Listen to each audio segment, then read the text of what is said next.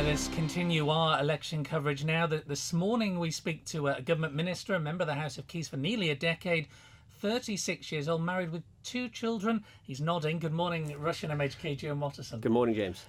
Challenging, fascinating, frustrating. That's how you describe your first 5 years as an MHK. How would you describe the most recent 5? Much of the same, different types of challenges, moving from being a backbencher into being a government minister. But it's been no less challenging, no less frustrating, but no less rewarding, really. So it's been great. In political terms, you were pretty young when you were first elected back in 2006.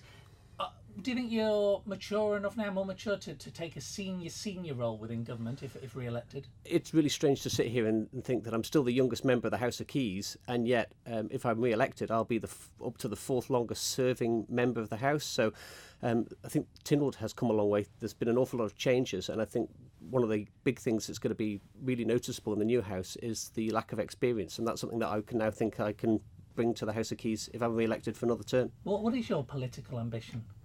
I don't really have great political ambitions. There's plenty of people out there with sharper elbows than mine. But when you're asked about, do you want to do this job or do you want to do that job, you need 3 things.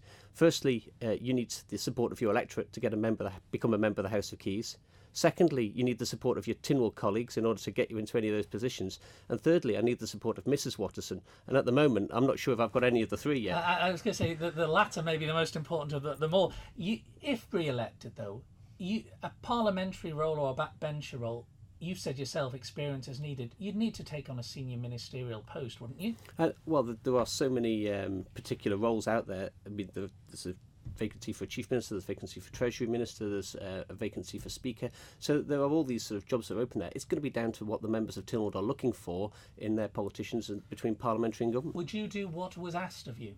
Well, yeah, absolutely. That's why, if I am re-elected, I'll need to sit down and talk with a lot of the other new members of the House of Keys and find out what their ambitions are. Because I think mid-term you could have moved from the Department of Home Affairs this time and decided not to. No, that's not the case. Whilst continually sort of seeking new experiences in government and having asked on a number of occasions for different opportunities, I have been at Home Affairs. It's been a great job. I've got a great team down there at Home Affairs. It's been a very rewarding job, and I'd like to think that I've got a good track record down there.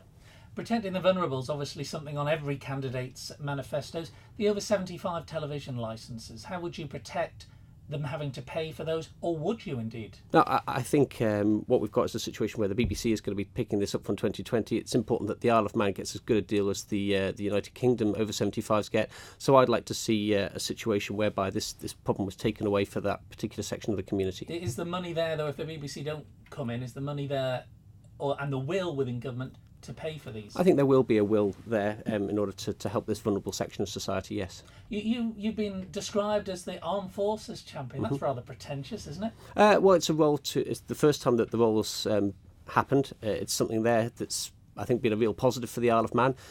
We've now got our reserves in the Isle of Man, part of the British Army. That brings money into the Isle of Man from the UK government. So I think that there's real positives there, as well as bringing in skills, bringing in training for young people who are looking for that as a career. Tell me, do MHKs get paid enough? Yes. And in terms of chief ministerial candidates, and you mentioned that was one of the jobs that we will need, should they declare before an election? I think that would be ideal. For those that want to do it, they should declare.